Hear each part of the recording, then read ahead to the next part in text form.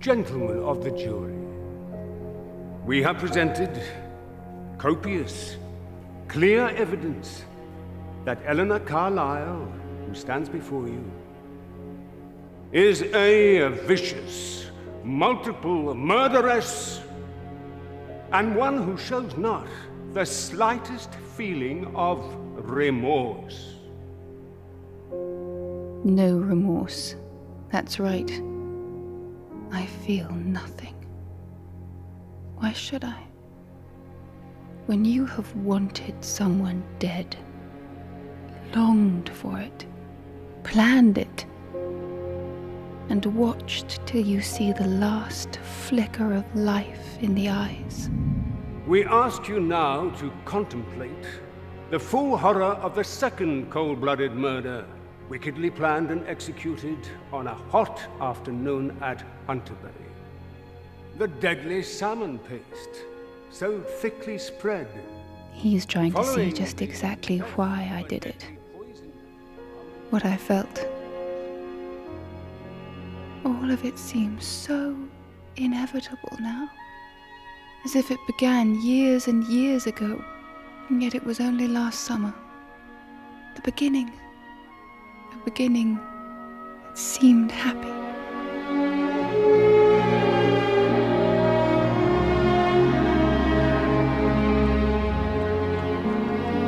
The rose is all right? They're lovely. Good. I try to be a respectable fiancé. And you are. Soon even these extended lunch hours will be respectable.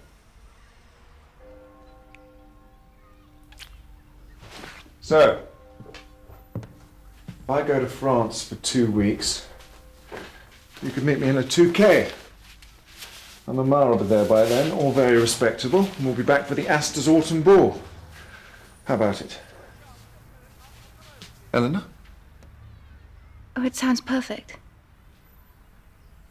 There's something else on your mind today, isn't there? Oh, Roddy, you know me so well. Yes. Something arrived this morning. It's stupid, but I can't get it out of my mind. I'm intrigued. Is it a bill? After all, it's the height of summer when the fairies dance and all the nasty bills come tripping along. No. But I want to show it to you.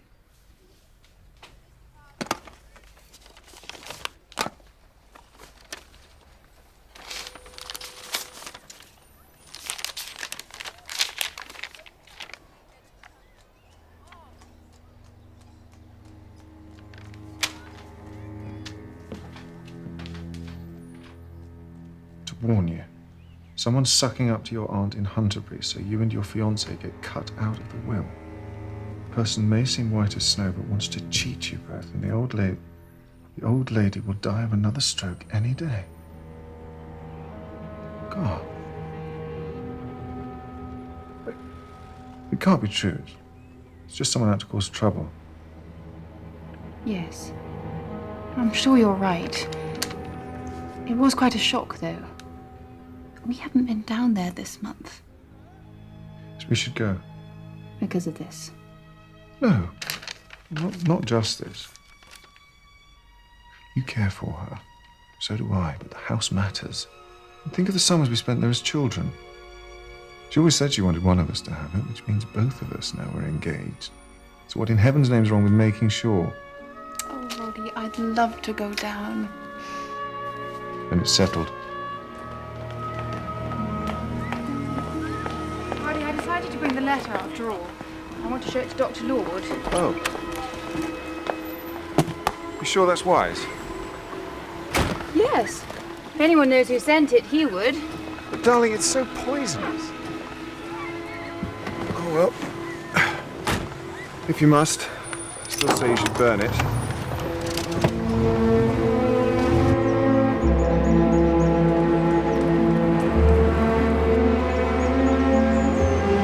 You know what I'd like? Sometimes when we're married and living here together, we'll send all the servants away and do just exactly what we want. Oh, yes? And what about your meals? We'll eat with our fingers by the fire. Yes. We won't allow anyone to disturb us. Just you and me and the wind in the trees.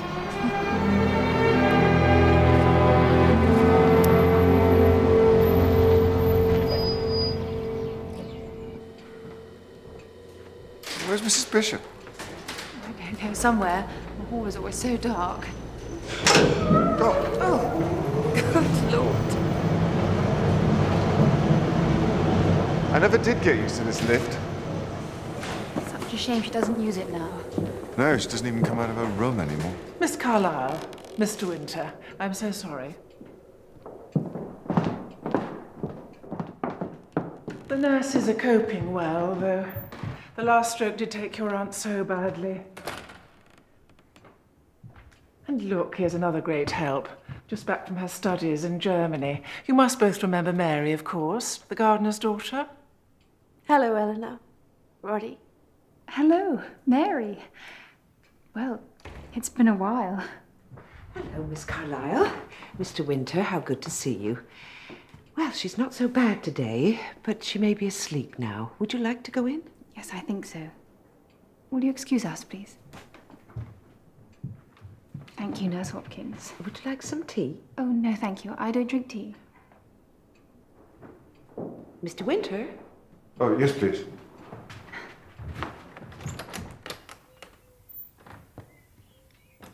Eleanor! Aunt Laura. I thought you were sleeping. Oh no, lying here like a captive as usual. Come away, death, and in sad Cypress let me be laid. Morbid as ever. It gets me through. Roddy, how lovely. You know, I am so pleased you are engaged. And I know your parents would have been too. About time, I thought. It's wonderful to see you, Aunt Laura. You look fine. No, I don't. Now, Roddy, I'm quite sure you need some refreshment.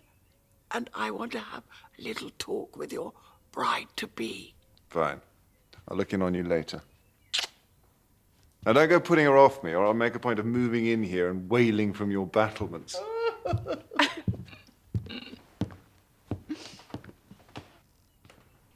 Did you see Mary? Yes. I was astonished. When did she get back? Oh, a few weeks ago. I'm sure I told you. Isn't she beautiful?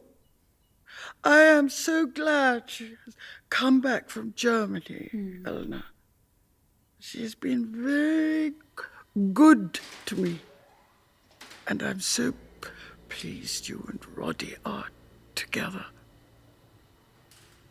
You do care for him? Of course I do. Enough and not too much. What? Oh, it's just something we used to say. How you should never care too much for a man. Aunt Laura, tell me something, honestly. Do you think love is ever a happy thing? Oh, Eleanor. Perhaps it always brings more sorrow than joy. But who could do without it? Anyone who has never really loved hasn't lived.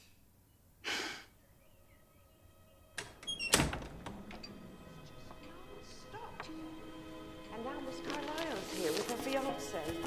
Miss Carlyle is still in with her now. Miss Carlyle, the niece? Is that right? Never was that sure about her, to be honest. No? Tries too hard. Well, they're calling them kissing cousins in the Tatler, but she's lucky to have caught him, and she knows it. Behind the eyes, she's nervous as a kitten. I remember I was dripping with sweat.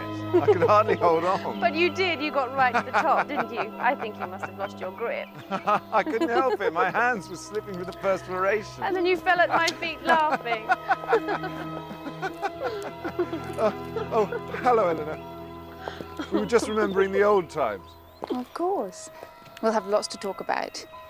There's tea in the dining room.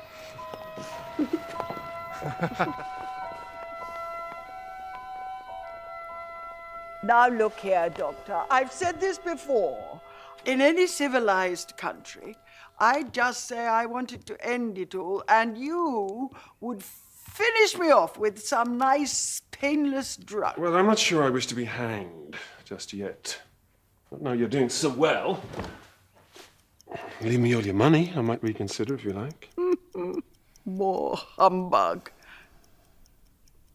And who were you looking at? Your niece. Eleanor?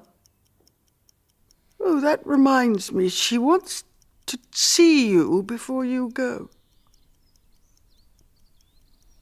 So, what do you think of her, eh? She's very impressive.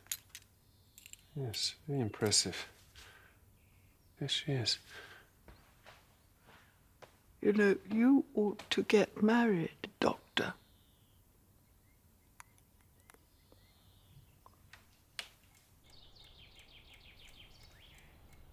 I'm sorry.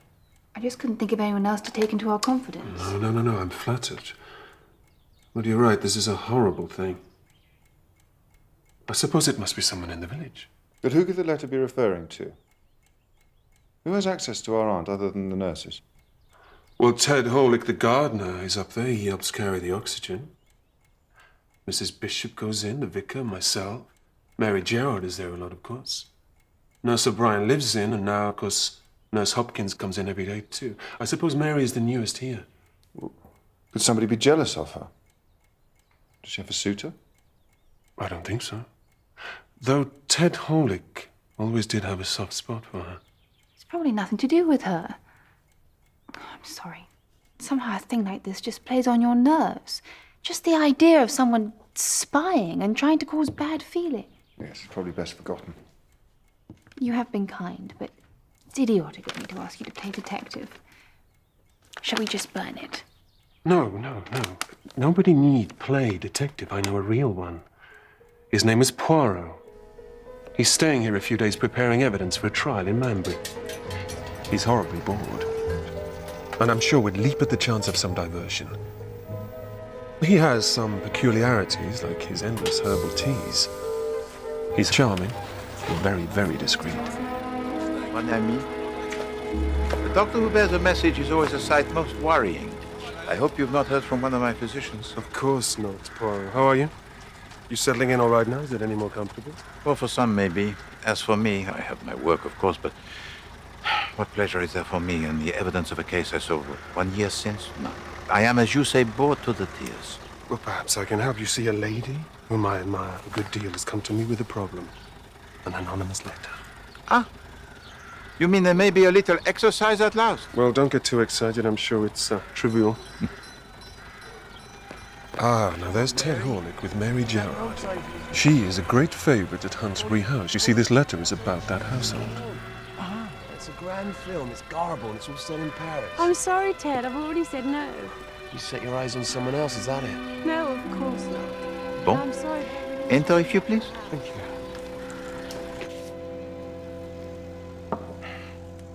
The writer of this has been very careful. That interests you? Oh, oui.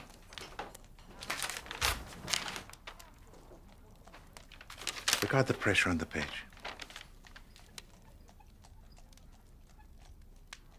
Now regard the words. There is malice here. What is just as concerning, the pretense of malice. And I do not believe for one moment that the writer of this letter wishes to protect the interests of Eleanor Carlyle. Unless, of course, Eleanor Carlyle wrote this herself. That's a strange suggestion, Poirot. I could see how upset you was. Not strange to you, perhaps, mon ami, but once I found your strategy with your pawns most strange, and then you very nearly put me in check. That was a long time ago.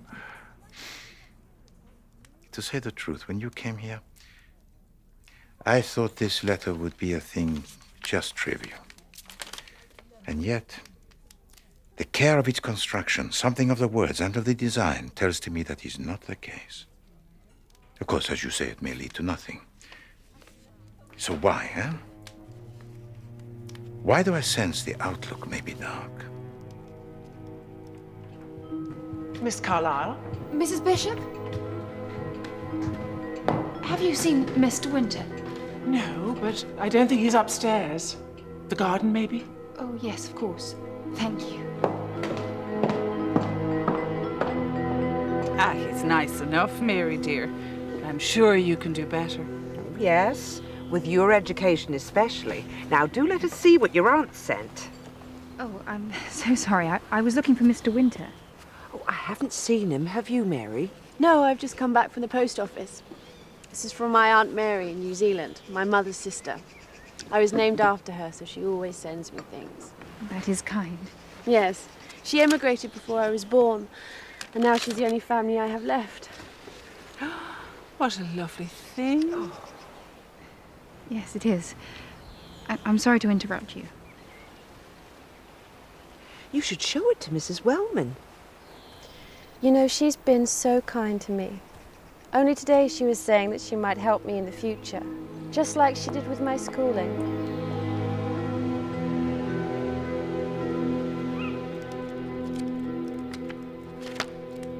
Well, I suppose I'll look in on Aunt Laura before I go to bed. Of course. I'll sit here a little, and I could always come and tuck you in. Perhaps not tonight. Mrs. Bishop may be doing her rounds. There's time enough. All right. I'll let you rest tonight. So, how did you like meeting Mary again? What? Oh, yes, she's a sweet girl.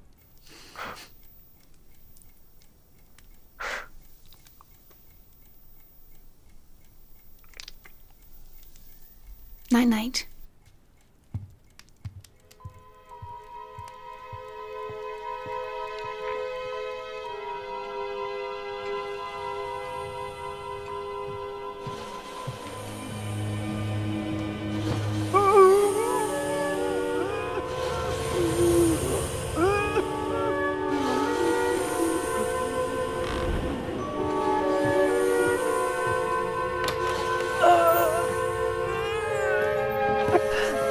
What are you doing?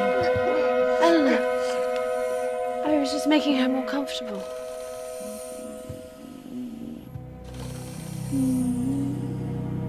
Oh, yes, of course. Good night. Good night.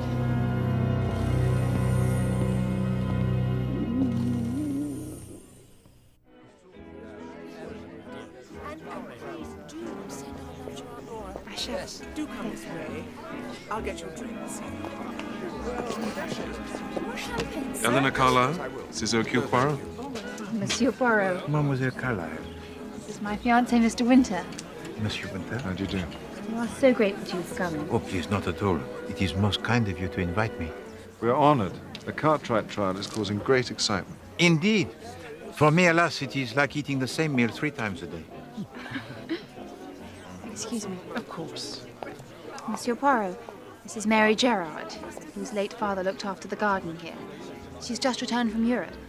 Mademoiselle Gerard? I'm very glad to meet you, Monsieur Poirot. Hey, madam. Oh, I'll take the salmon, thank you. Mademoiselle Gerard, may I ask where in Europe? Germany. I was staying with a family near Freiburg. Oh, the Black Forest. It's a beautiful country. Do you know, I think the National Socialists are doing quite a fair job over there. I sometimes wish we had politicians like that here. I think, monsieur, that you're most fortunate that you do not. Do you? Oh, well, it's much too pleasant an occasion for European politics. Roddy, Excuse can I have a me. word? Mademoiselle? So, Monsieur Poirot, do you think my letter is important? I cannot yet give to you an answer, Mademoiselle Carlyle, but naturally I take everything to be important until it proves otherwise. Even the strategies at chess of my friend Dr. Lord. Does he ever win? No. But one time he came quite close. No. He has a mind truly wonderful for the game.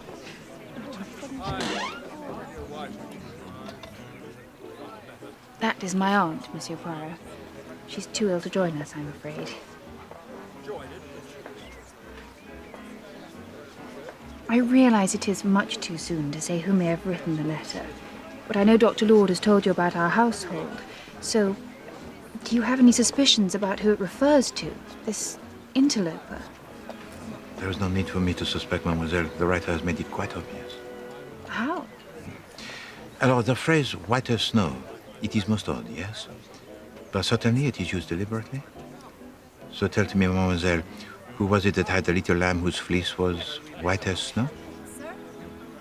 Mary.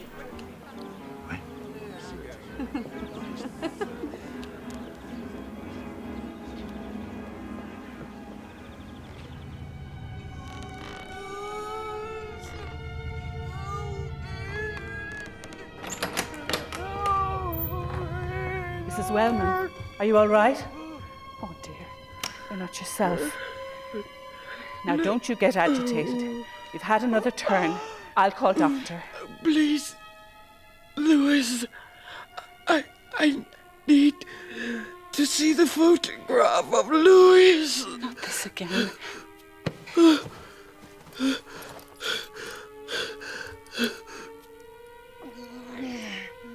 Please, I can't open your private things. I must get the doctor.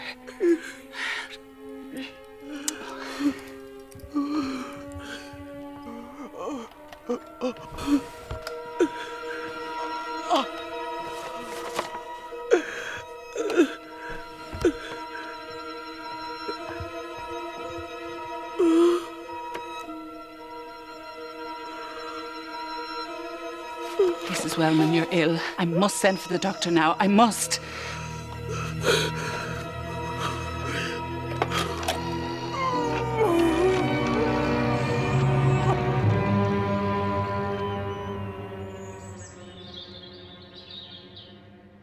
It's all right, it's all right. Keep calm. Don't excite yourself. You want somebody to come.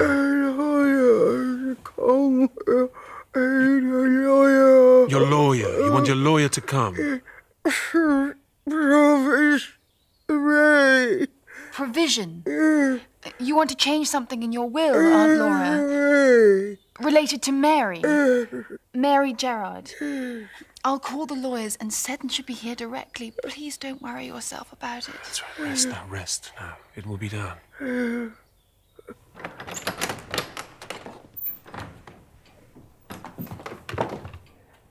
May I go in?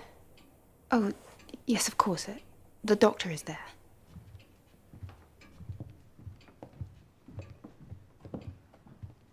I see. Yes. Well, thank you. I'll meet him here tomorrow. Goodbye. Seddon can't be here until tomorrow. Is that all right? Yes, I think so. She's had another stroke, but I'm sure she has a little time yet. I've seen some improvement since last night.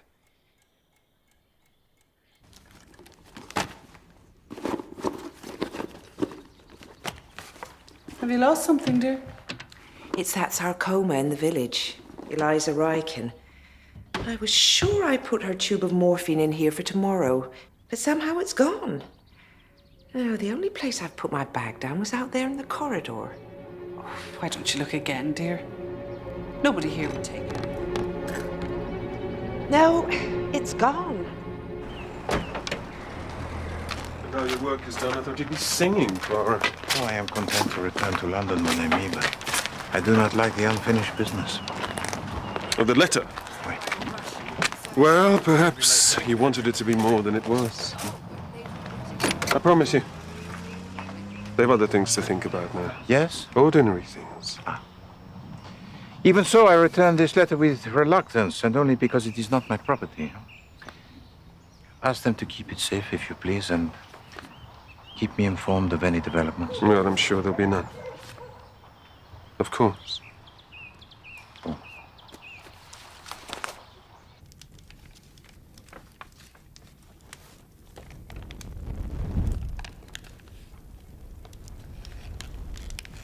There was no sense in hanging on to it. Even your detective failed to get anywhere. But Roddy, he asked us to keep it safe. Well, no doubt to cover his own failure. He's gone now. We have more important things to think about. Thank God the doctor said she may come out of this. She'll be too gloomy. She wouldn't want that. No. It's just seeing her like this. I'm so tired, Roddy. I think I'm going to go to bed early. What are you going to do? Oh, I'll let you sleep. You look all in. I'll just play some billiards or something before I go up.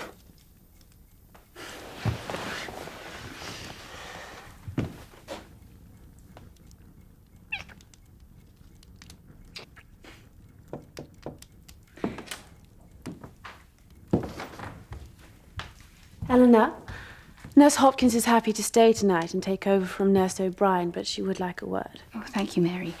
Are you off home now, or...? Well, I'd really like to stay. Of course. If you want to stay close by, you can use the room at the end. My aunt would like that. Thank you. Good night.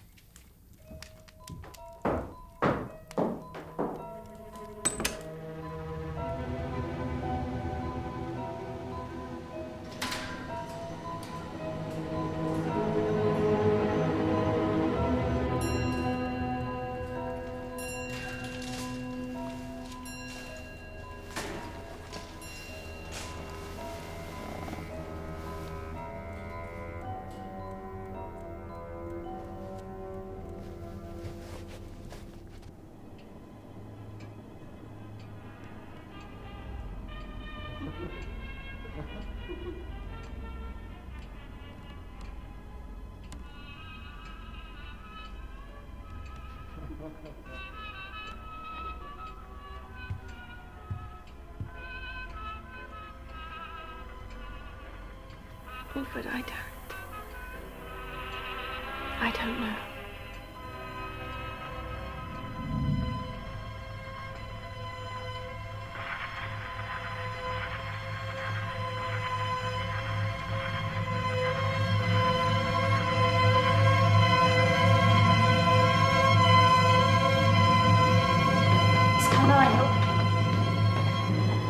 Miss Carlyle, Mrs. Wellman's been taken very bad.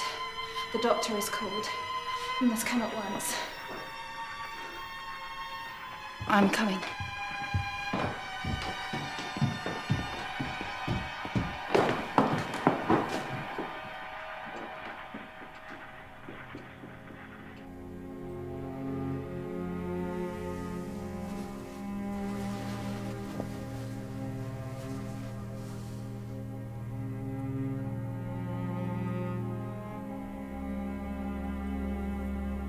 Sorry. Would it have been painful? No, absolutely not. Sometimes you have a sudden relapse like that. It's very quick. And in its way, it's a mercy. You must take all the consolation you can from that.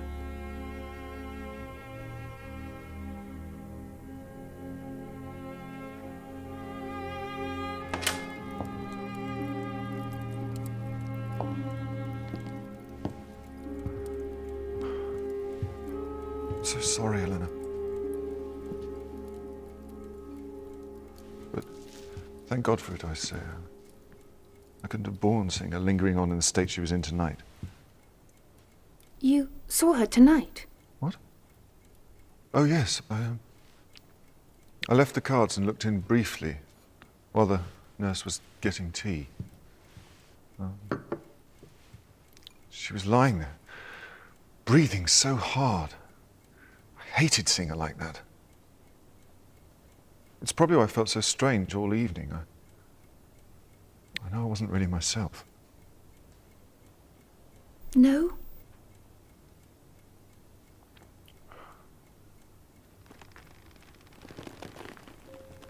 You should go to bed. I won't come in and disturb you. Not tonight.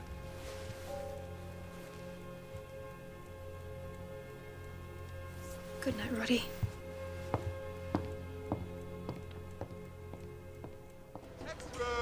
Standard! Standard! And order papers! I'll have a pint, if you please. Certainly, sir. Thank you, sir. Thank you very Thank you, much. sir. Ladies, go The British Library, if you please. Standard! Standard!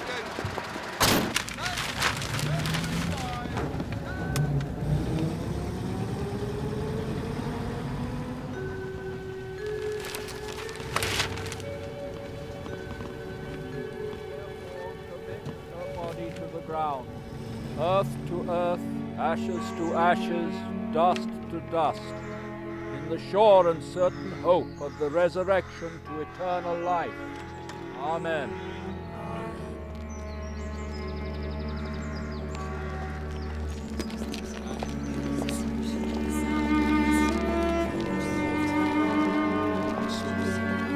You came back just because of this? It was quite sudden, but I was probably unduly optimistic in my diagnosis. Sometimes they change quickly. She had another stroke. It affected her very badly. So you see, the letter, it was correct. It said that she would die after another stroke. Well, yes, that's true, but given the severity of the first stroke, it's hardly remarkable. Poirot, I think you may be overreacting. There was no murder. Please to be honest with me. In your profession as a doctor, this is your true opinion? Yes, it is. And I have to ask you to honor it as a friend. So you give to me no choice? I don't want to see people upset. When will you go back? I'm not going back. I intend to stay a little. And perhaps we can play some chess.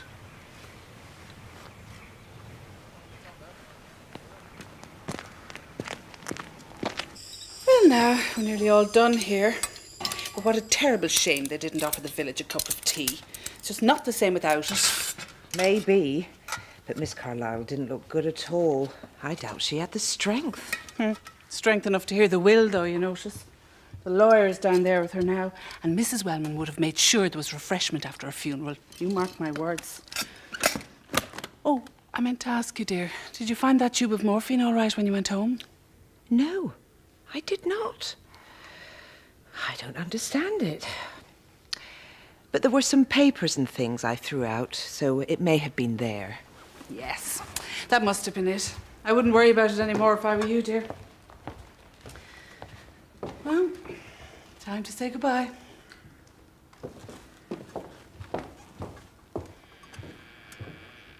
Again, I'm very sorry for what happened, Miss Carlyle, Mr. Winter. And I count it a great pity she didn't summon me earlier. Mr. Seddon, it's perfectly obvious she wanted to alter her will. I mean, that's clear to everyone. She mentioned Mary, and she wanted to change it. Miss Carlyle, I can assure you of one thing. You are wrong in that assumption. There could be no change as such. You see, your aunt made no will. What? But that's extraordinary. Not, I fear, as extraordinary as you might think, Mr. Winter. People are often superstitious. They think if they make a will, it means they'll die, so they put it off. Didn't you reason with her? Frequently, and she said all the usual things, that she didn't intend to die just yet. It's just human nature, I'm afraid. People will go on avoiding a thing in their personal life which is distasteful to them. So the upshot is very simple. Since your aunt died with no bequests, no will, no settlements or trusts, everything, including this house, goes to her next of kin, which of course is you, her niece, Eleanor Carlyle. Everything? Well, apart from death duties, the estate will still be substantial. No, Eleanor, you should have it all. I don't want you to think otherwise. It's your right. But Roddy, we said it didn't matter who was left the money since we were to be married, do you remember? Yes. But are we? I thought that was the idea. Of course, if you've got other plans now... Roddy, can't you be honest? Sorry, I don't know what's happened to me. I do. It's Mary, isn't it? I saw you. God, something happened when I first arrived here, when we were in the garden. I don't know what. Isn't it obvious? Every time you look at her, I see it in your face. I didn't want to feel like this. I was quite happy. It's upset, all decent, reasonable things. Love isn't reasonable.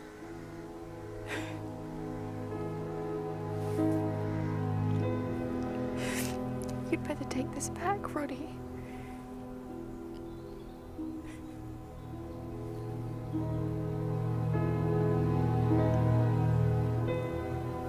Will she she marry you? I don't know.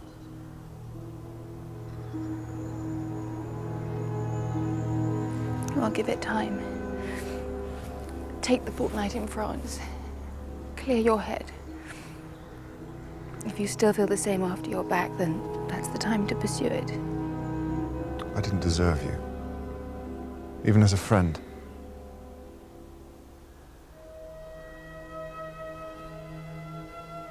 Sometimes it's all like a dream.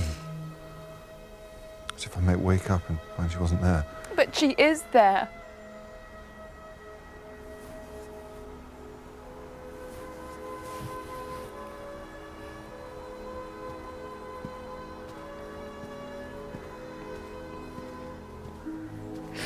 Damn you, Mary.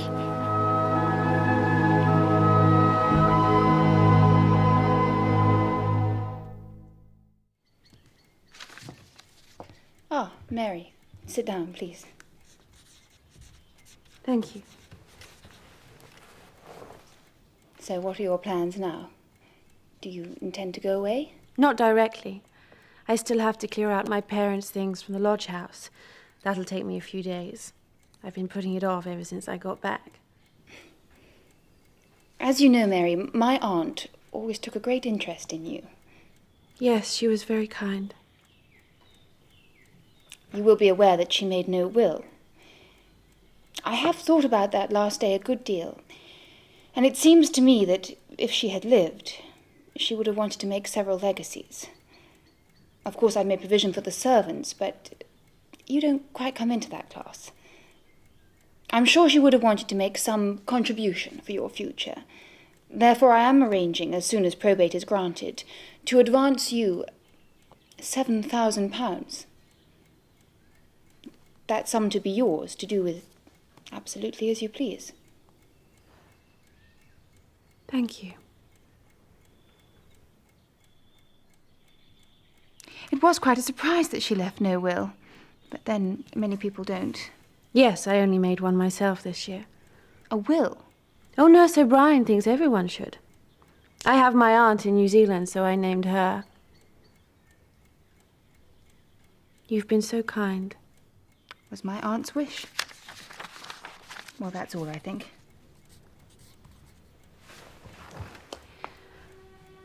Thank you.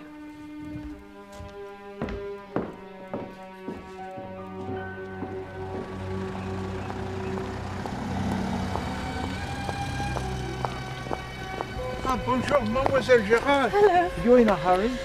Well, I've just heard some good news and I'm on my way to meet someone. I'm very pleased for you, Mademoiselle. Mademoiselle, is it your intention to remain in the village? Oh, I'm staying here for now. Oh, yes, of course. Oh, pardon, I will not detain you further. Mademoiselle, please be careful as you go. Of course.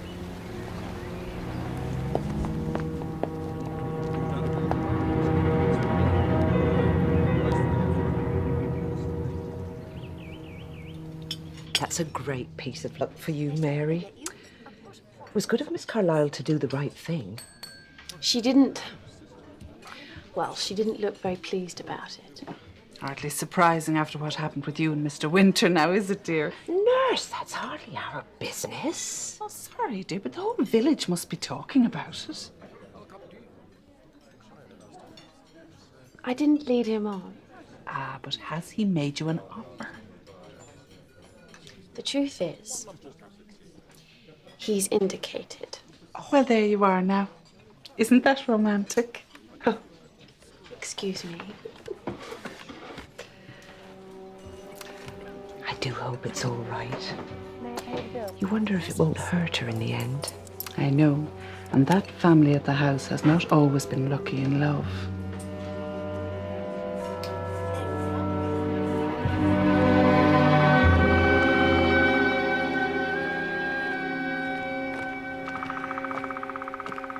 Mademoiselle Carlyle, you permit that I join you? Oh, yes, of course. I wish to speak to you of your anonymous letter. I do not yet know who wrote it. Oh, the letter. Oui. Oh, so much has happened. I've quite forgotten. I'm afraid, Monsieur Poirot, the letter is destroyed. It doesn't matter who sent it now. We'll never know anyway. Mademoiselle Carlyle, it is no matter if the letter is destroyed. It is in here. And I said I did not yet know. I did not say never. So please, to extend to me the courtesy of having some confidence in my skills. Oh, I'm sorry, Monsieur Poirot. The truth is, I'm a little distracted. I'm sure you've heard that my engagement is ended. I'm sure the whole village is talking about it. Oh, yes, of course. I was very sorry to hear it. If you permit, mademoiselle, I extend to you my utmost sympathy. I can understand the ache of the heart. It is a place very lonely. Thank you. It is certainly hard when the accident of another person's return, of another person's beauty, suddenly destroys your life. D'accord. But then a man who is swayed by such things is not likely to be constant. Is that not so? No, that is not so. It's only her. Nobody else could have changed him. Nobody. Mary's destroyed everything. And I can't help it, Monsieur Poirot, but I just wish... I wish so much that she was dead.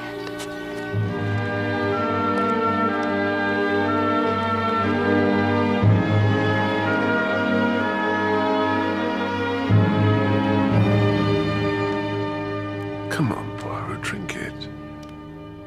You see, it troubles you also, my dear doctor. To the glass it is poured, it is perfect in every way, and yet I choose not to drink. I wait, and this troubles you. What are you thinking? About action that is uncompleted. Action that is suspended. Like this. Pouring without drinking, and yet surely once it is poured, it will be drunk, eh? But no.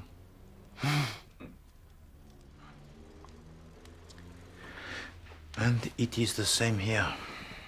For crime, it can be like this also. You questioned me for staying here. But sometimes, as in the case of your letter, I see a pattern. I see a color. I sense in my heart the inevitability.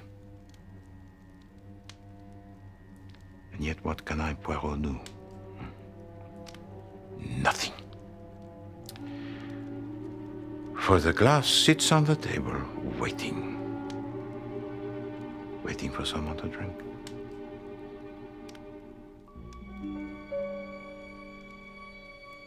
Me?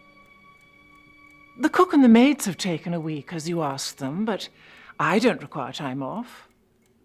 And you shouldn't be alone in the house. It's not right. Mrs. Bishop, I just want to go quietly through my aunt's things. I don't need anyone, you see. I'm almost certainly going to sell. The other servants wondered if that would be the case. Naturally, we had hoped. Yes, I had hoped too.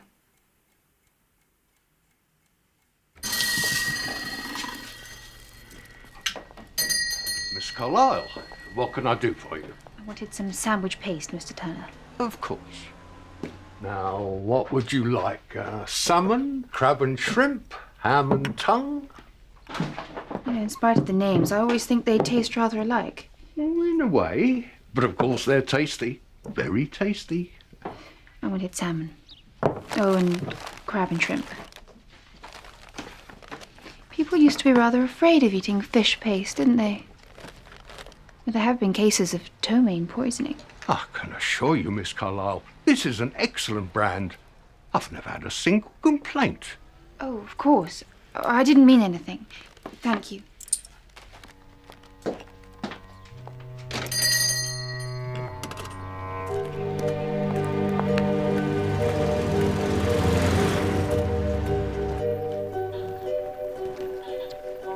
We'd best hurry, Mary. Miss Carlyle is expecting us for lunch. All right, That's the last of the living room cleared. What a tangle. Have you come across any old gardening gloves in there, Mary? Hold on.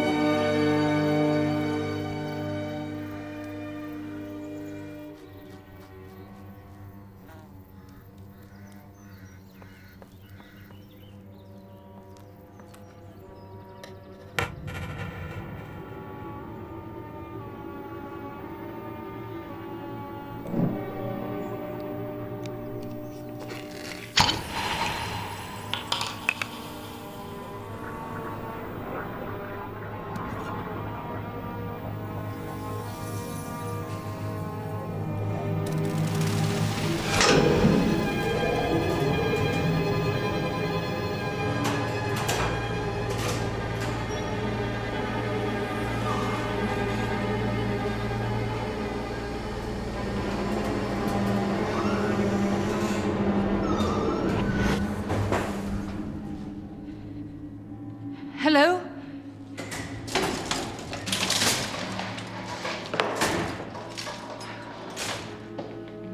Sorry, did I give you a fright? I was just getting my other apron. Of course. I'm making sandwiches. I saw Mr. Winter in the village. Is he back again so soon? What?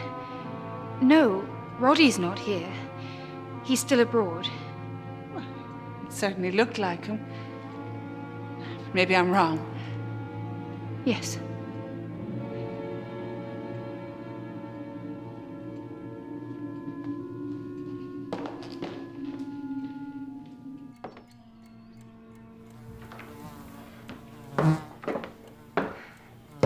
I'm sorry, there seem to be rather a lot of flies around. The salmon is for you, Mary. It's nearest. Thank you. Oh,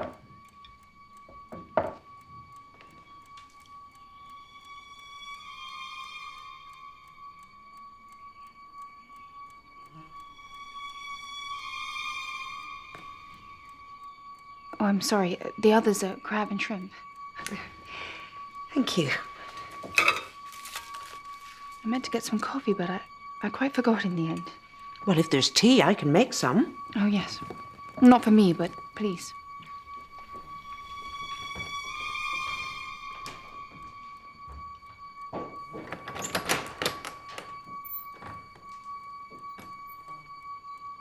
Polly put the kettle on. Remember, we used to sing that when we were children. Yes, I do. It is a pity, isn't it? You can never go back.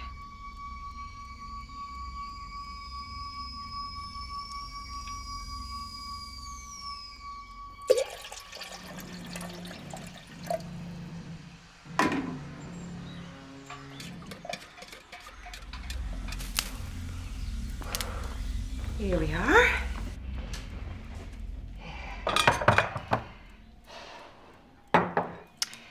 It's nice and strong. There you are, Mary. Thank you. This was very thoughtful of you, Miss Carlyle. It's a nuisance to have to break off and go into the village for lunch.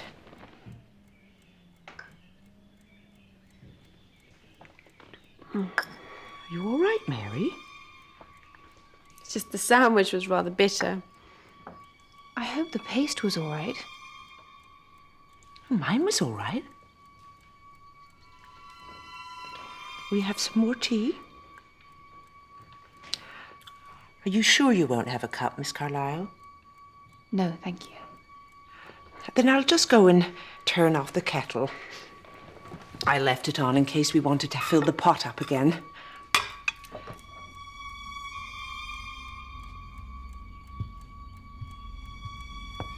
Mary. Yes? Nothing.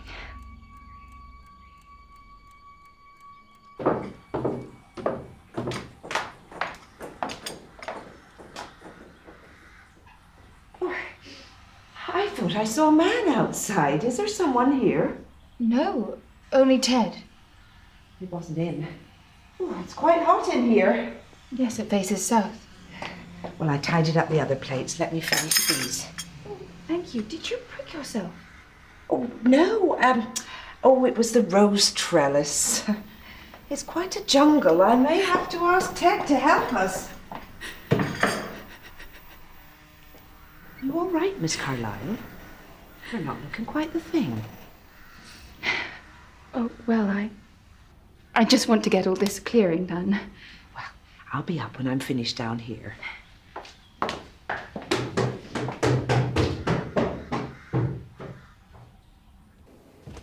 So it's Nellie and Mrs. Markinson for these, and that poor creature at Ivy Cottage who's not quite all there could have some of the night things. This'll be a godsend to them.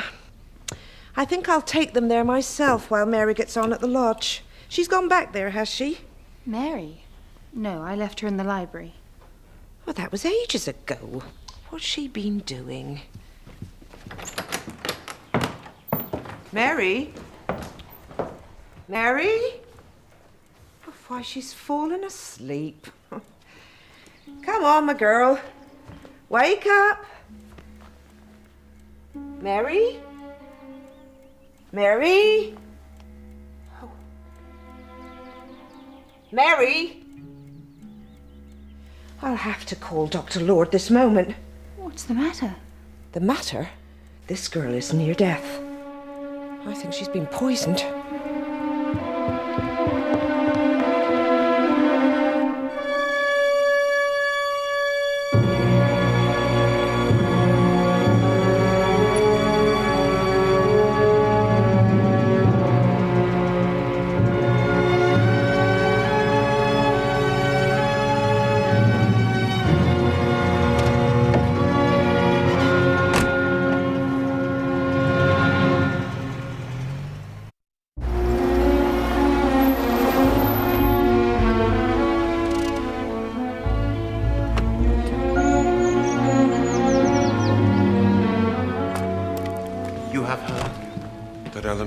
Been charged with murder, yes.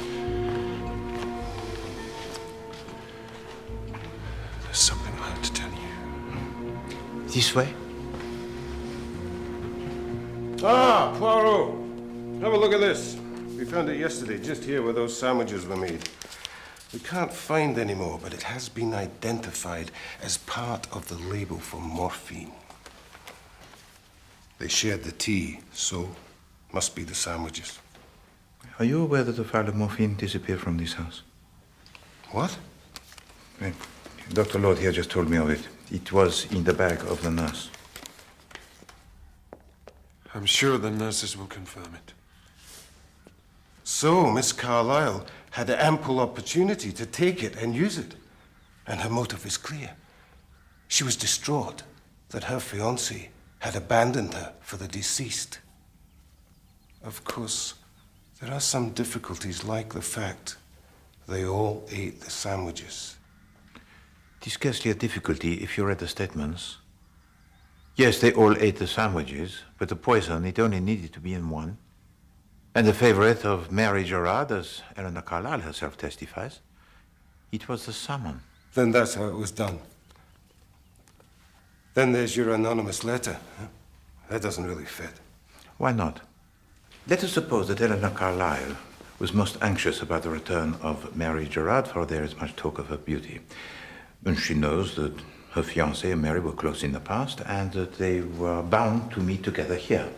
So Eleanor Carlyle herself writes the anonymous letter, hoping to turn him against Mary. She wishes him to think that she is a girl out for what she can get. But it does not work. She loses him. And so she is driven to a crime far more desperate. Well, how could she hope to get away with it? My dear doctor, I am describing a crime of passion. Poirot, how could you do that? How could you build a case against Eleanor Carlyle? She's not a murderer. How can you be so certain? You saw her qualities. Wait, and I also saw her pay. She is not capable of it. On the contrary, she is more than capable. That man in there has no idea of the woman.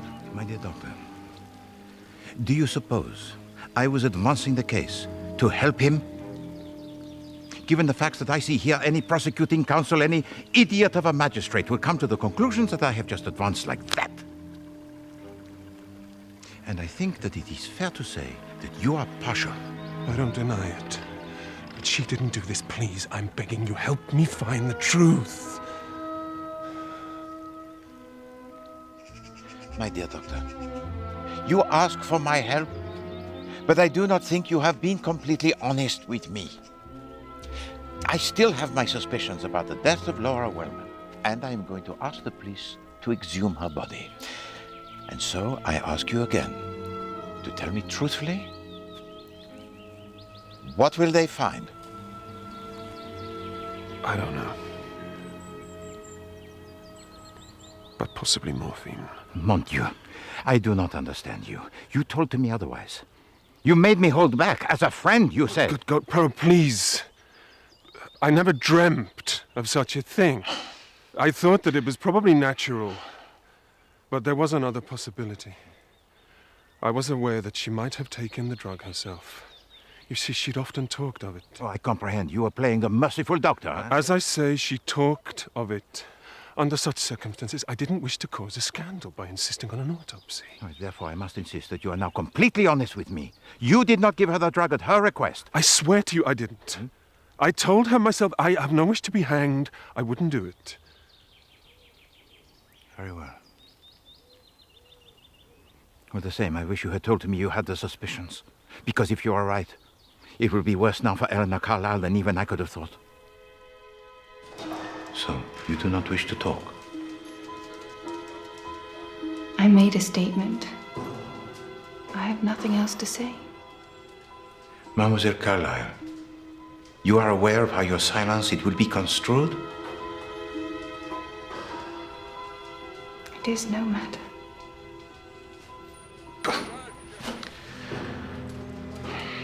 It's such a shock, I can tell you. Now, we'll have some tea. Merci. Like I told the police, Monsieur Poirot, Miss Carlyle was so strange, very strange in her manner. I'd thought it for days, but that afternoon she was downright odd. Talking as if she didn't know what she was saying, and her eyes so bright and queer. And you said that, but she looked guilty? Oh, yes, she was trembling before and afterwards. It was as if she'd been caught out. And those sandwiches that she made, did they look the same? Well, they were not on different bread? No, definitely not. White bread looked very much the same. But Mary had the salmon and we had the crab. And when I think of how poor Mary was when we found her, she was one of the most beautiful girls I ever saw, Mr. Poirot.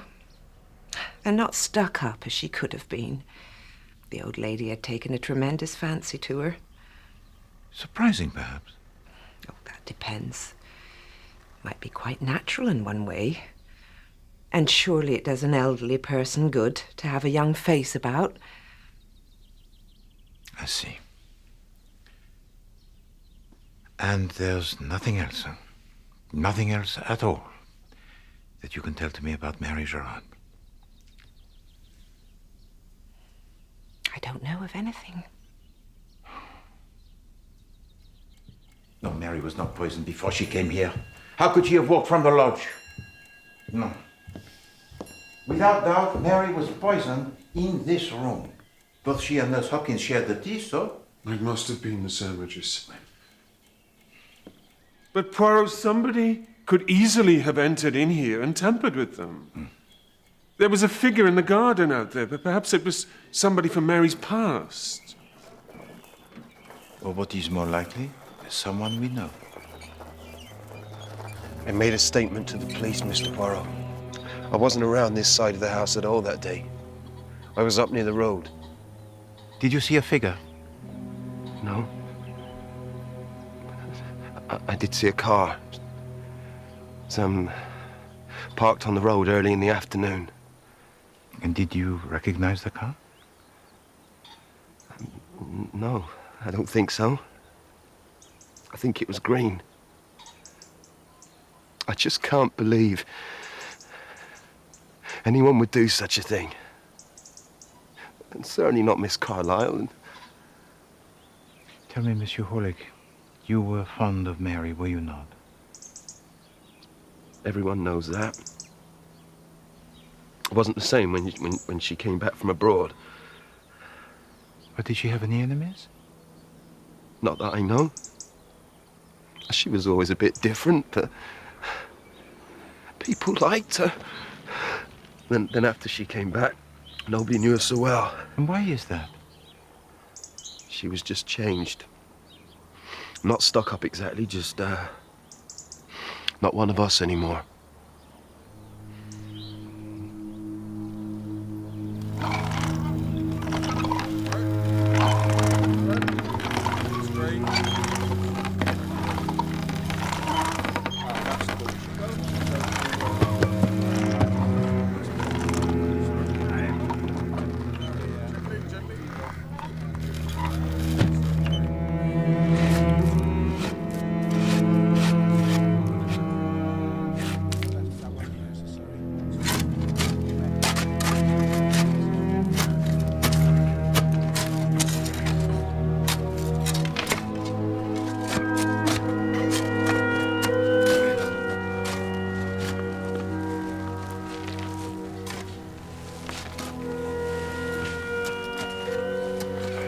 This is for Mary. But she is in her grave and owes the difference to me. Wordsworth, I read him much. This poem expresses perhaps what you feel. Yes. I suppose it's widely known what I feel, if you have to bring it up. Oh, pardon, please, to forgive me, Monsieur Winter. There are certain things one should not say, but nevertheless, a detective, he is forced to say, or to ask about the feelings of people. Oh. Well, if it helps Eleanor Poirot, ask all you want. Merci. You returned home early from France, I believe. You were seen here on the day of the murder. Yes, all right, I did come back. I didn't want Eleanor to know. You see, I decided to ask Mary to marry me.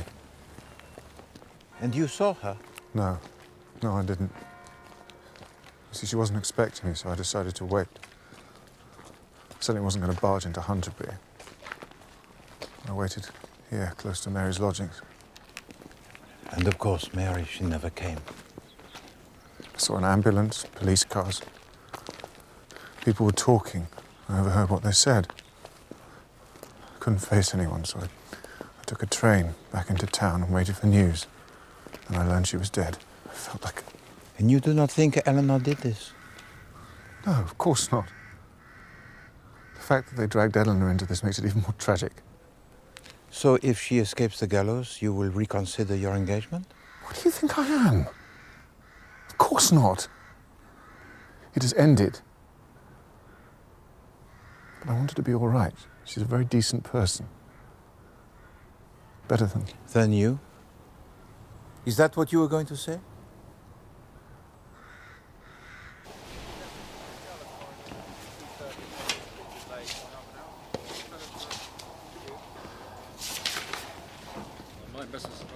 No doubt at all, Poirot.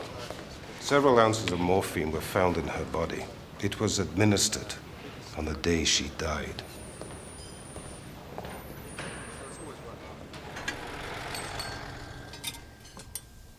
You're very kind, Mr. Poirot. I am happy to answer your questions. Of course, I heard about Mrs. Wellman. What a terrible thing, too. And you had no suspicions at that time? Not the least in the world. So tell to me, if you please. Did anyone else enter the room of Madame Wellman that night, other than Mademoiselle Carlyle? I never left her side, except when Miss Carlyle came in. Oh, she was so bold and clever, that one. So why would she have wanted to do it? For the money. That's why. She knew quite well if she didn't do it, every penny would go to Mary Gerard, and that's the truth. So Mary Gerard was a girl who was scheming and clever? No. Oh, that's a terrible thing to say. Mrs. Wellman adored her. She was a very sweet girl. But not one of us. Pardon. She was an only child. Is it possible, perhaps, that she could have been adopted? What? No, certainly not. I must say, this is a lovely cake. She made a will, is that correct? Awful. Awful to think of it now. Nurse Hopkins and I advised her it was a good thing to do. We thought she should, since she had expectations. I wish we'd never mentioned it now, I do. So the £7,000 goes to an aunt. She has no other family here? Just her mother's sister who's nursing out in New Zealand. I've written to the old lady, and what a terrible shock it will be, too. So will Miss Carlyle be hanged?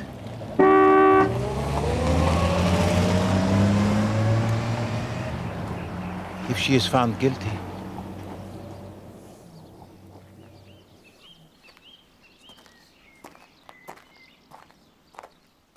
Mrs. Wellman, whose money went to Eleanor Carlyle, was murdered by morphine. Mary Gerard, who came between Eleanor Carlyle and her fiancé, was murdered by morphine. And nobody in the world had the slightest motive to commit these murders other than the accused. No one had the slightest opportunity other than the accused. And this vengeful woman, who openly wished her victim dead to more than one witness, never expressed the slightest remorse.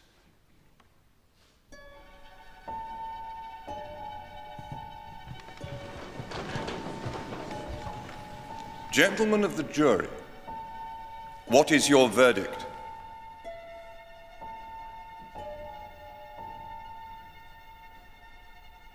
Guilty.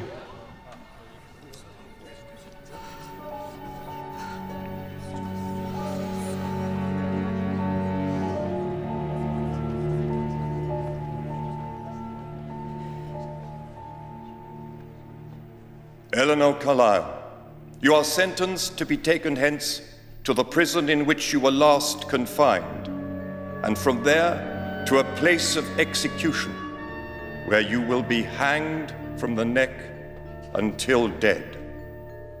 And may the Lord have mercy upon your soul.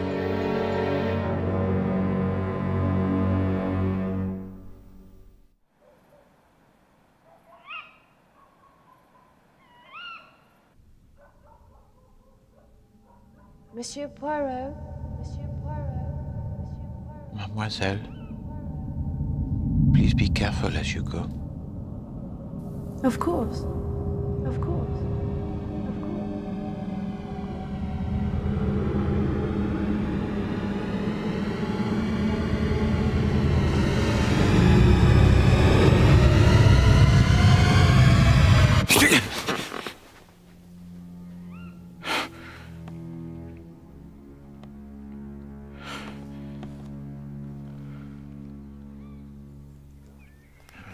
I will admit I have not been sleeping very well. But last night, finally, I sleep. And I dream. I dream of the victim, as she was at first, on the street outside of my hotel. A girl so lovely, the favorite of Madame Wellman, a girl who is liked by everyone, and yet she is still a mystery.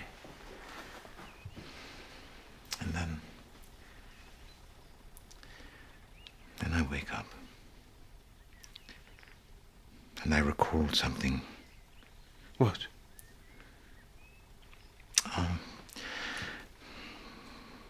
It is a detail.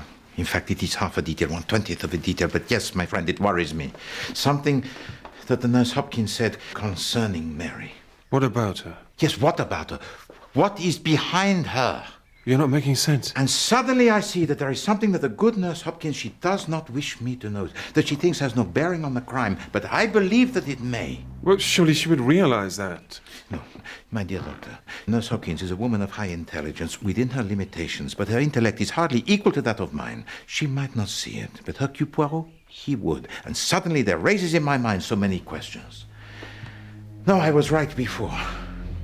Something here is crooked. But, doctor, time is short. There is something I need from you. It is a book. How does he call it, sir? A book which describes the various medicines you prescribe? A formulary? Oui, c'est ça. I must borrow it.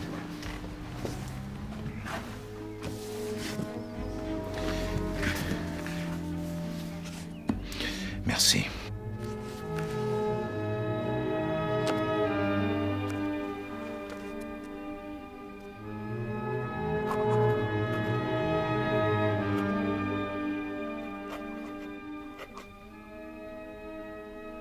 When I visited you before, I said it was surprising how Madame Wellman favored Mary Gerard. You said it was only natural.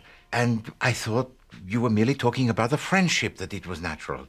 And then I think again of Mary, and I hear that word again, natural. And I see that you used it deliberately. Oh, I know it. And now you must tell to me why.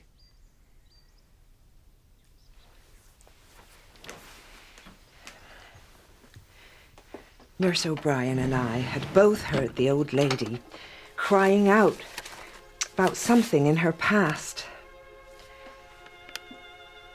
There was a man called Lewis, but we both knew there was much more to it than that. And then I found this in the lodge after Mary had died.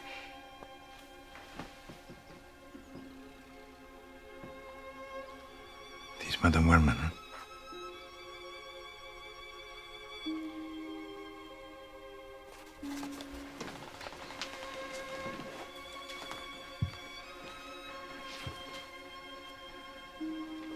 And the baby? It's Mary Gerard.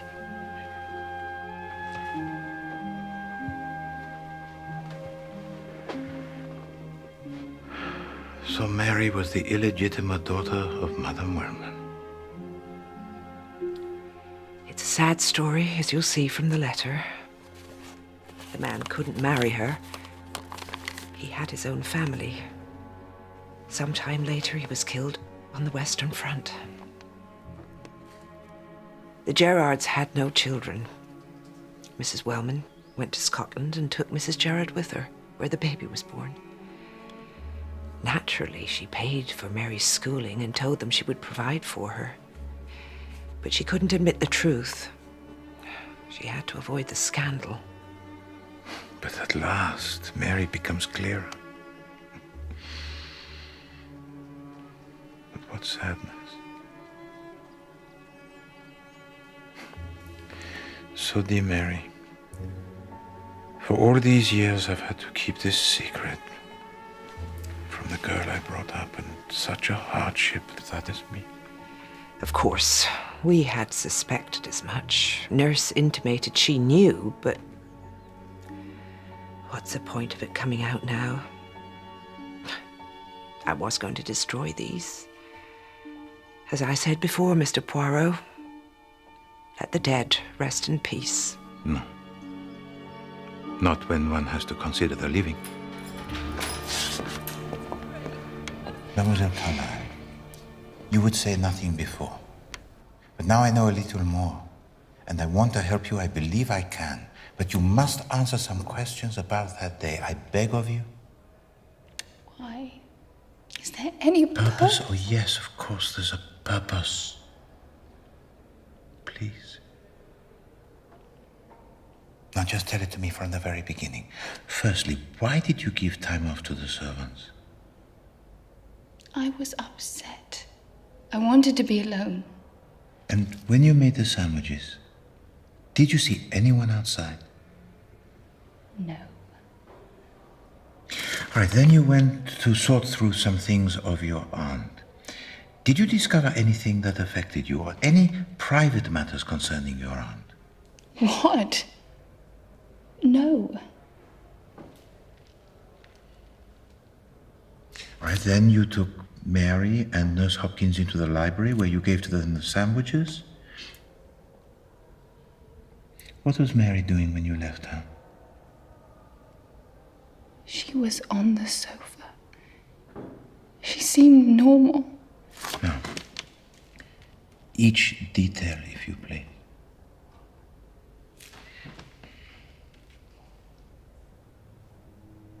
I went down to the pantry. Nurse was there doing the washing up. She said she'd seen a man in the garden. I didn't see anything. So what then did you talk of? I don't know. Oh, yes, the rose trellis by the lodge. She had a mark on her arm where the thorn had scratched her. And then it all came back to me, all of it. How when we were children, Roddy and I kept having this quarrel about the War of the Roses. He liked the white rose. I said they weren't real because they didn't even smell. I preferred red because they were big and dark and smelled like summer. And I realized something, yes, I did. There was no reason to kill Mary. Because Roddy would never have stayed with me. When I went back. When you went back, Mary was dying. You might as well ask me then, did I intend to kill Mary Gerard? No. No, mademoiselle. Now, please, do forgive me. I have very little time. You have told to me all that I need. And there are some things I still do not wish to know.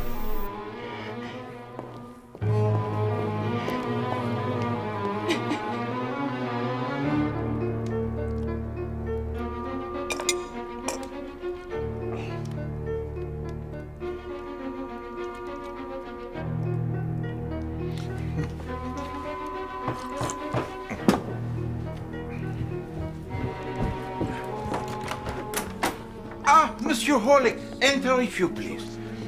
I'm sorry, Mr. Poirot. There is something I need to say in private. Monsieur Horlick, you see before you a miserable animal who has been a triple imbecile. I am 36 times an idiot. Sir? Forgive me, but I have discovered something in a way that is most painful. Hideously painful, but very important. Oh, pardon. Ça suffit? No matter. Please, do sit. And tell to me what you wish to say. It concerns Dr. Lord, sir. If you do not agree, I will go higher. I wish you to take this matter with the utmost seriousness. I will do what I can, sir. It will have to be tomorrow. Very well.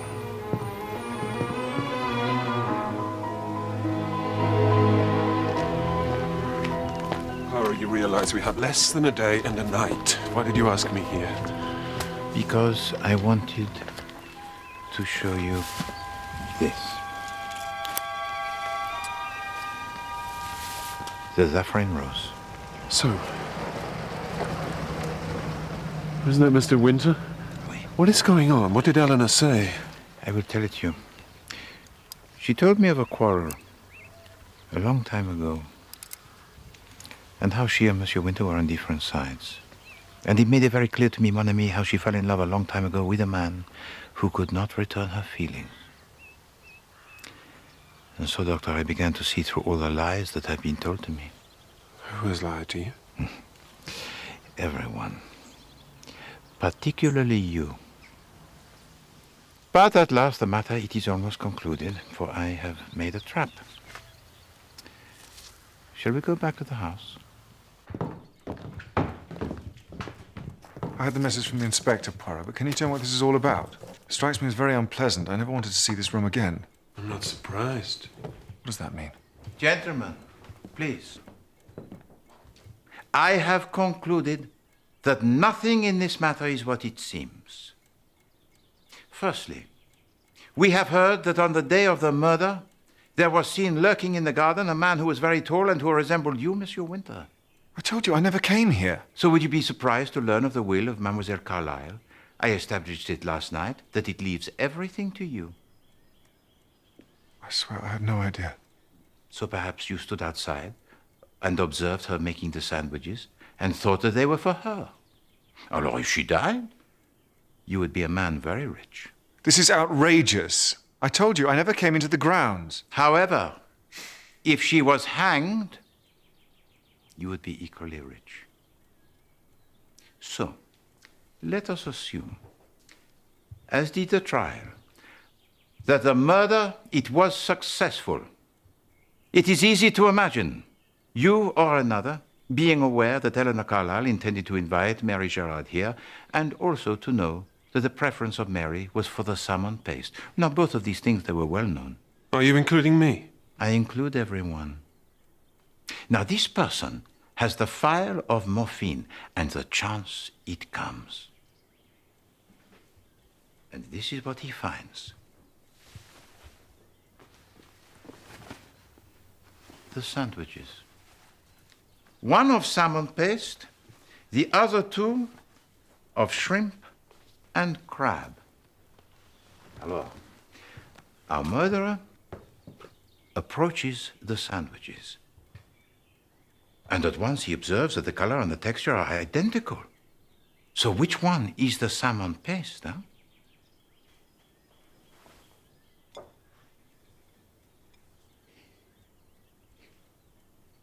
No, there's no way on earth he could distinguish by smell. So what can this person do? I am afraid that there is only one thing he can do. He tastes.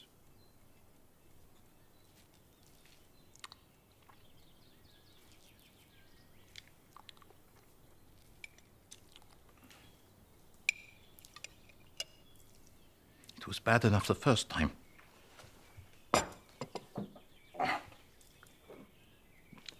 But then, suddenly, I realized how stupid I had been. I, Hercule Poirot, had followed my reasoning, yes, but I had failed to take into account the madness of the English palate. For, gentlemen, what do we find? We find that we are entering into the realms of lunacy. I do not care if our murderer had the palate of a master chef. He could never distinguish between these slurries. No, it is a fact. These sandwiches are all but indistinguishable. So, I come to the conclusion.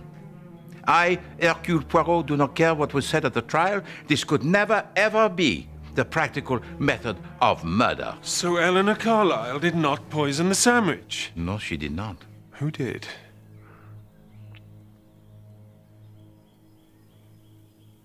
Nobody. You say it was an accident? No, she was murdered. But not by these disgusting sandwiches. I said just now that everyone had lied to me, huh? Oh, for example, the man that Nurse Hopkins saw outside here. She was lying? No. Indeed, she was not. And you know that, Dr. Lord, because you are aware of who it was. It was you.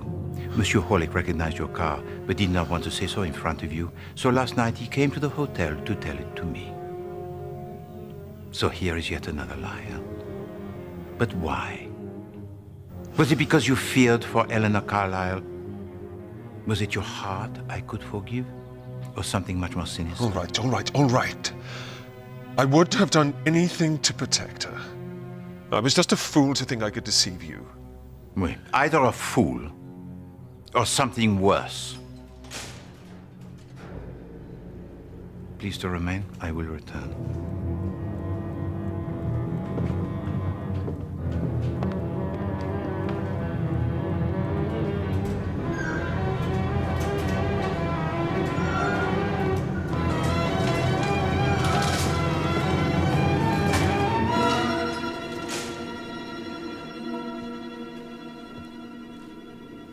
Do you believe in ghosts? No, of course not. I had a message to come here. Oui? As you know, someone entered this room on the last night that Madame Wellman was alive and gave to her the morphine. You told to the court that you never left the side of your patient during that evening except when Mademoiselle Carlyle was present. She was the accused, so no person could challenge you. But it is a fact that Monsieur Winter entered this room when you were making the tea, and perhaps others. Well, maybe I was out a few times. That's no crime. But that is not your only lie. When I asked you if Mary Gerard was adopted, you denied it. Why did you not tell to me the truth? What? That? But it has no bearing. No bearing? You suppose the fact that Mary Gerard was the illegitimate daughter of Madame Wellman has no bearing on this? Eleanor Carlyle only inherited the money because she was the nearest next of kin to Madame Wellman. Now it emerges that she was not. At that point, Mary Gerard stood to inherit £200,000. Ah, so that's it. It was another motive for Miss Carlyle to do away with her. On the contrary, it was no motive at all.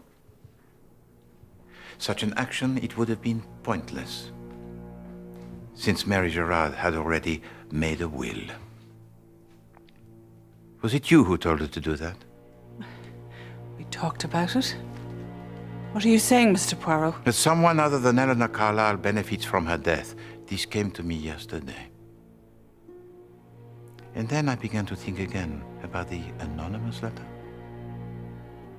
Designed to breed the distrust between Mary Gerard and Eleanor Carlyle, and suddenly the light began to dawn. About, amongst other things, New Zealand. Excuse me.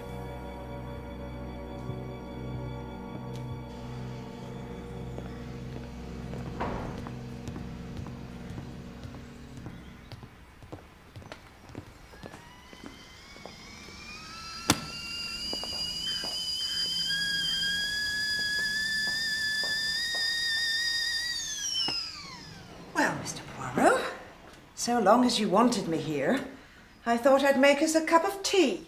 Oh, thank you. You are most kind. And now perhaps you'll please tell me what this is about? The truth is, Nurse Hopkins, I brought you here to talk to you about this rose. It is a rose on the trellis at the lodge. You were pricked, I believe, by its thorn. Yes. But as you can quite well regard, the saffron rose, it has no thorn. Well, then it was a nail from the trellis. I thought it was a thorn. It's sharp enough, too. Your tea. Merci. Quite so. A mistake.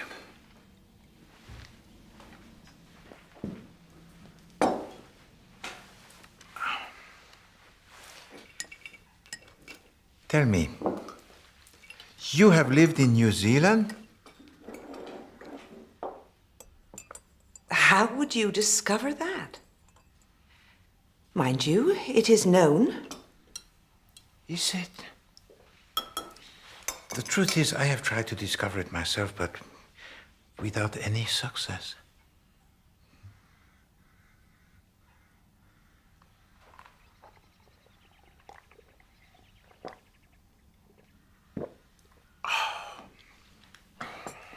It little matters. But I did have a little more success in discovering your real name. Your first name is Mary, the same as Mary Gerard. And your surname is Riley, the same as her adopted mother. Poor Mary, she never guessed who you really were, did she? And that letter that you showed me, you never discovered it here at the lodge. No, it was a letter you received. You know, at the time I thought that the wording was rather strange. And so, dear Mary, I have had to keep this secret from the girl I brought up. So why would the writer address her daughter directly as Mary and then proceed to talk about her in the third person? Because it was not a mother writing to her daughter at all. No. It was a mother writing to her sister,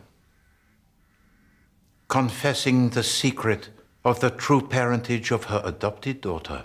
Oh, yes, it was your letter, sent to you, her aunt in New Zealand. And this planted a temptation which grew. What temptation? The temptation of a big inheritance, and it was for that reason that you came here. You tried to stir up feelings against Mary with your poisoned pen, the anonymous letter. You killed Madame Wellman, knowing that she had made no will. You even tricked poor Mary into making a will in favor of her kind aunt in New Zealand, encouraged by the postcards and presents which you arranged. Oh, yes, she was named after you. And yet you killed her. Later, you would have released that sad letter, ensuring that the settlement would change. And from a safe distance, claim your money.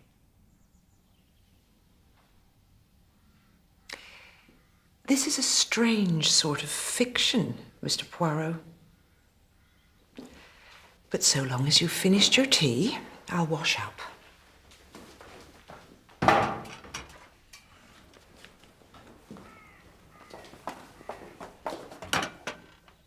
But I still worried about the scrap of label that they discovered here. Oh, certainly, it said morphine. But there was one bit that did not quite fit. The small M. Why not the capital? And eventually I realized that it was only part of the name of the drug that they discovered. It was incomplete, and not one for morphine at all. And I searched and searched. And at last I discovered a drug of great interest. Apomorphine. An emetic. Yes, an emetic, Mr. Poirot. Apomorphine makes you vomit. Swallow poison and inject that, and you vomit quite enough to expel the poison. So it was the tea. You poisoned it. You drank it with Mary. And a little while later, Eleanor Carlyle finds you with a prick from the needle in your arm, standing over that basin where you had been so sick. And now I have to do it again. The poison's safely washed up, though luckily I had much less than you. Not morphine this time. Something nastier. But nobody will quite know how it entered your system. And there's no trace of it. Oh, but my dear lady, there is. You see, I hate and always have hated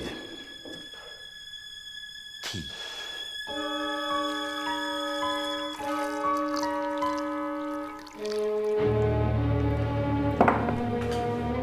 And here is your emetic.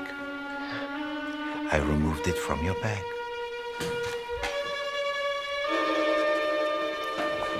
Give me that! Come on, lads! Come on! Damn you filthy little foreigner! There was no way they could have found out that! Poirot, come now. We have a car waiting. We need to hurry. There's no time to waste. And Dr. Lord also, if you please. I think you will be needed. Monsieur Winter?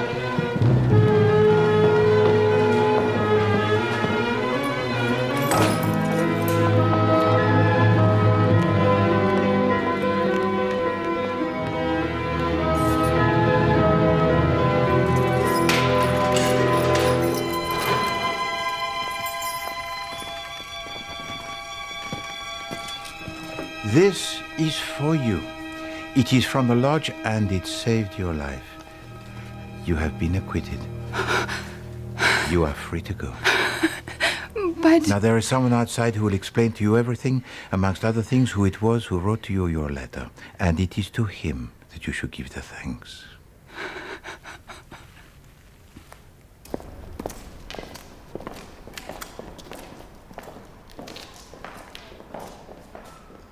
Monsieur Poirot, you know what I told you. Mademoiselle Carlyle, wanting a death is no crime. Bon. Now go.